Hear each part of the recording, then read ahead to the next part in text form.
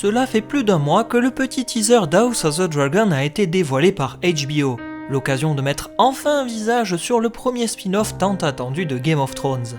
L'objectif de la chaîne américaine était avant tout de faire reparler de l'univers, mais aussi de reprendre la température auprès des fans après plus de 2 ans d'absence. Depuis cette publication, le tournage de la série ne s'est guère arrêté pour autant, et beaucoup de photos sont apparues sur le net pour dévoiler les coulisses du tournage. Je vous propose donc en conséquence notre petit point news habituel avec son lot de nouvelles images et les analyses qui vont avec. Comme d'habitude, vous connaissez la chanson, n'hésitez pas à me rejoindre en vous abonnant à la chaîne car je constate que vous êtes encore un grand nombre à regarder sans être abonné et il en va de même pour les réseaux sociaux Twitter et Instagram. Traite de blabla, installez-vous confortablement dans vos plaids d'hiver et place désormais au feu des dragons.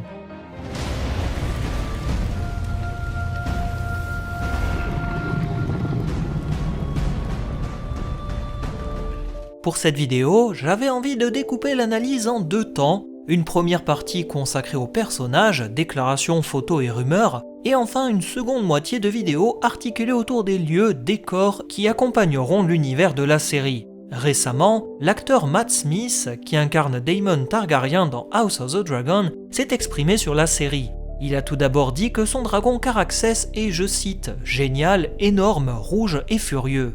Ceci colle parfaitement au caractère du dragon, qui est décrit comme un animal féroce et difficilement domptable. Ce n'est pas pour rien que son surnom dans les livres est le sanguinaire. J'ai hâte de voir le résultat et le caractère bien trempé du dragon, d'autant plus que pour rappel, nous avions déjà eu le droit en fin d'année 2020 à un concept art dévoilant l'aspect du dragon. Les couleurs rouges et les petites nuances bleues qui vont avec renvoient bien évidemment aux veines et au sang, ce qui est définitivement dans le ton de la créature.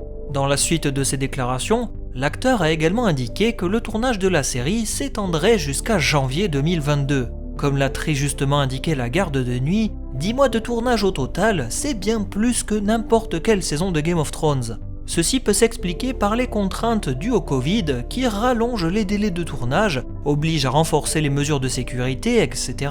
On peut aussi expliquer ce long délai de tournage par le fait que la série semble voyager beaucoup, entre des tournages en extérieur, puis dans un studio en Angleterre, mais aussi en Espagne et au Portugal. HBO semble vouloir prendre son temps et puis n'oublions pas aussi que les équipes peuvent d'ores et déjà travailler sur les effets spéciaux et post-production en même temps que le tournage. Concernant la date de sortie de la série, je doute que nous ayons House of the Dragon en avril-mai 2022 comme le voulait la tradition pour Game of Thrones.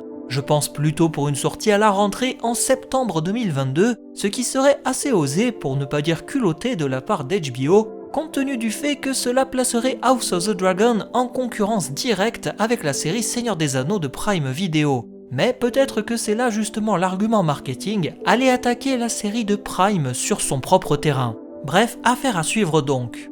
Côté personnage, de très nombreuses images nous ont dévoilé les nouveaux aspects des manteaux d'or. Apparu à de nombreuses reprises dans la série Game of Thrones, notamment à travers le personnage de Janos Slynt, la série House of the Dragon semble vouloir se démarquer à nouveau de sa grande sœur en proposant un nouveau design. L'armure des soldats est assez simple, reflétant bien leur aspect dans les livres.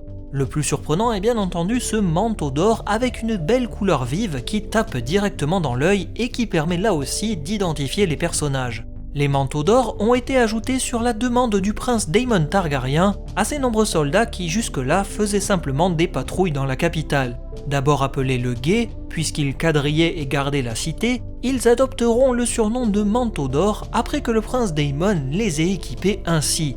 Pour ma part, je trouve ça vraiment top de voir une telle différence de design, cela accentue le fait que la série se déroule à une toute autre époque. La couleur vive, en opposition au doré assez sobre de la série originale, montre bien que nous étions au tout début de cette garde rapprochée lorsqu'elle était pimpante et fraîchement instaurée. Pareil pour la nouvelle garde royale que j'avais précédemment analysée, où l'on peut les voir directement sur ces images avec leurs armures. Leur équipement est étincelant, les chevaux richement habillés avec des protections sur leurs poitrails qui font ressortir l'emblème des Targaryens. L'argenté et le rouge sont dominants sur les ornements, de quoi renvoyer là aussi directement à la famille royale. On peut aussi faire un parallèle avec Game of Thrones et le fait que leurs armures étaient bien différentes de celles que nous avions vues dans la série, de quoi encore accentuer la différence d'époque avec la série principale. Une autre image très intrigante a été dévoilée et l'on peut y voir ce qui semble être le prince Aemond Targaryen. Ce dernier est clairement identifiable grâce au cache-œil qu'il a sur le visage suite au fait qu'il s'est fait crever un œil lors d'une rixe avec les enfants de Rhaenyra. Rien de plus à ajouter si ce n'est que c'est enfin la première image de ce personnage iconique, même si on l'aurait peut-être entreaperçu sur une plage avec des vêtements verts, mais je voulais quand même vous partager cette image car j'ai hâte de le voir avec son cache-œil dans un premier temps, puis dans un second avec le diamant à la place de son œil. Aemond est un personnage imbu de lui-même, prétentieux et assez détestable en soi. Je le vois bien être interprété de telle manière qu'on aurait l'impression d'avoir affaire à une sorte de Joffrey tant il est méprisable. Reste à voir comment l'acteur se glissera dans la peau du prince en espérant qu'on ait quelque chose qui est proche des livres. Dans la continuité de cette image, nous avons également eu celle-ci qui est très énigmatique et qui a soulevé pas mal de questions chez les fans. Sur cette photo prise lors du tournage, on peut y apercevoir une femme portant une armure marron et il en va de même pour un homme en arrière-plan. Si vous êtes un fan assidu de la série, vous savez sans doute que les armures marron sont rattachées au martel. Il suffit de faire la comparaison avec l'armure que portait Oberyn Martell ou ses filles dans Game of Thrones pour se rendre compte que les courbes, couleurs et traits d'armure sont quasi identiques. Pour information, si vous l'ignorez, les Martell ont participé à la campagne des Degrés des Pierres luttant aux côtés des pirates de la Triarchie et il ne serait guère surprenant de voir des soldats Martell lutter contre les Targaryens et leurs alliés lors de cette terrible guerre. J'avais d'ailleurs précédemment analysé les images montrant ce qui semble être cette période, je vous y renvoie donc directement. Enfin, côté personnage, une rumeur a vu le jour sur internet et annonçait qu'il y aurait un grand prêtre rouge dans la série. Pour information, les grands prêtres ou grandes prêtresses sont les chefs spirituels de la religion du dieu rouge qui s'appelle R'hllor. Dans Goth, nous avons fait brièvement la connaissance de Kinvara qui était la grande prêtresse du dieu rouge basée dans la cité de Volantis. Ce n'est guère surprenant de voir la religion du dieu rouge revenir sur le devant de la scène dans la série House of the Dragon, étant largement présente dans les cités libres, et il est fort à parier qu'elle sera présente mais de manière assez brève, je le conçois, sans doute histoire de rappeler le lien étroit entre magie, religion et politique dans l'univers de J.R.R. Martin. Certains se sont pris à rêver comme quoi nous pourrions également apercevoir Mélisandre dans la série, car pour rappel, son personnage est âgé de plus de 400 ans d'après les déclarations de l'actrice après la fin de la saison 6. On pourrait donc logiquement voir apparaître la sorcière rouge, bien qu'elle ne soit normalement présente que dans la cité d'Asshai à cette époque, mais qui sait, un clin d'œil ou bien une apparition furtive dans un épisode pourrait marquer le coup pour relier les deux séries tout en faisant un clin d'œil sympathique à Game of Thrones. Venons-en dès à présent au décor, car vous vous en doutez, il y a eu énormément d'images qui ont fuité sur le net et qui nous ont dévoilé l'envers du décor. 4 grands lieux semblent se dégager de cette pléthore d'images. Tout d'abord ce lieu de tournage articulé autour d'un grand château à la pierre rouge qui, si je ne me trompe pas, ne peut pas être autre chose que le Donjon Rouge. Je n'ai pas le souvenir qu'il y ait un autre château à la pierre rouge à Westeros, ce qui réduit bien entendu les possibilités. Le fait que l'on voit des bannières Targaryen et Velaryon semble là également attester que nous sommes face à un château détenu par la famille royale, je n'ai donc aucun mal à affirmer qu'il s'agit bel et bien du palais royal. C'est aussi l'occasion de constater qu'HBO ne lésine pas sur les moyens mis en avant pour rendre cette série réaliste. Les décors sont créés de toutes pièces plutôt que d'être numériquement créés, histoire d'ajouter de la crédibilité à l'image.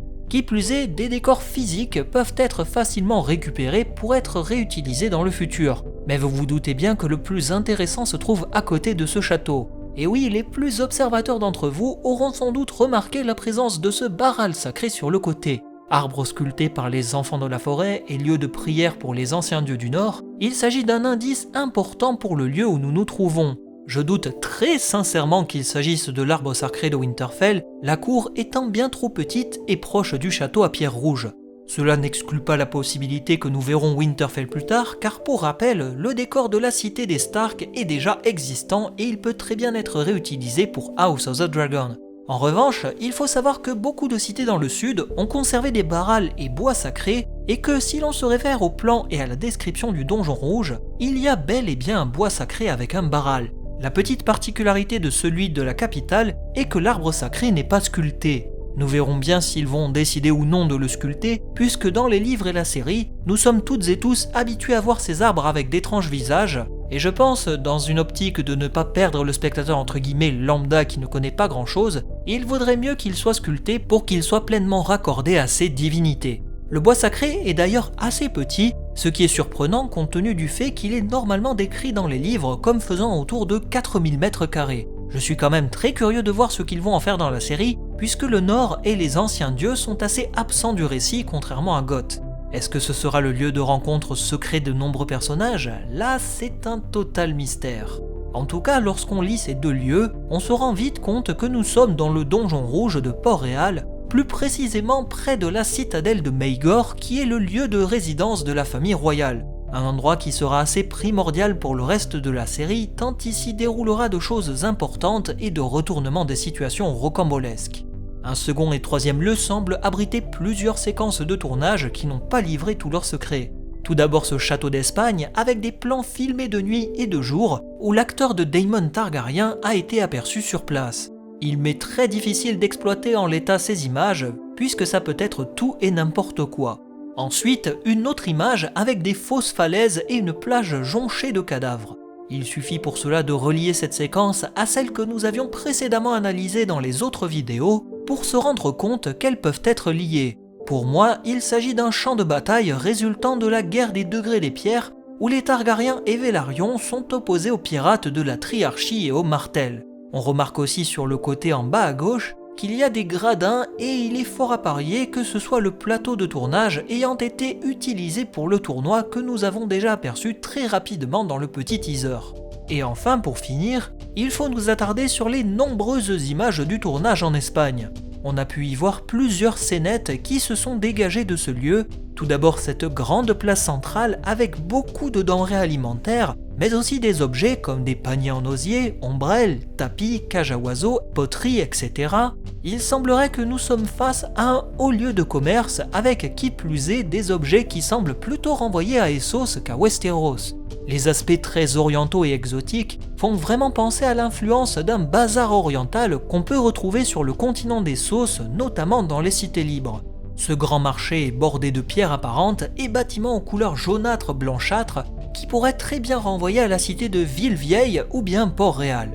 Étant donné qu'on voit pas mal de gardes royaux, soldats targaryens ainsi que la calèche de la reine Alicent Hightower, je peux m'avancer sans trop de difficultés sur le fait qu'il s'agisse plutôt de la cité royale qui nous est illustrée sur ces plans. J'admire l'effort d'HBO pour proposer quelque chose de filmé dans de vrais décors plutôt que des fonds verts. Cela renforce l'authenticité de la série tout en l'ancrant dans de véritables lieux. Dans une autre partie de la ville réquisitionnée pour le tournage, la production s'est affairée à quelque chose de plus restreint et exigu. Un lieu articulé autour d'une petite fontaine avec des lions que certains internautes ont identifié comme étant la fontaine de la reine Alysanne qui régnait en tant que reine aux côtés du grand roi Jaehaerys Ier Targaryen avant l'avènement de Viserys Ier. Cet endroit semble lié à la reine Alicent Hightower puisque plusieurs objets font penser à un espace réservé aux nobles. La riche décoration, le mobilier bien fourni, sans oublier les armes et soldats targaryens qui sont là pour veiller à la protection du lieu. Il est d'ailleurs amusant de remarquer qu'HBO semble réutiliser du mobilier initialement prévu pour le tournage de l'ancien spin-off Blood Moon qui a été annulé fin 2019 si vous vous rappelez bien. Comme quoi Westeros, rien ne se perd, tout se récupère. Encore un point news qui s'achève avec pas mal de nouvelles images, des infos en pagaille et une hype qui ne fait que grimper depuis la sortie du premier teaser.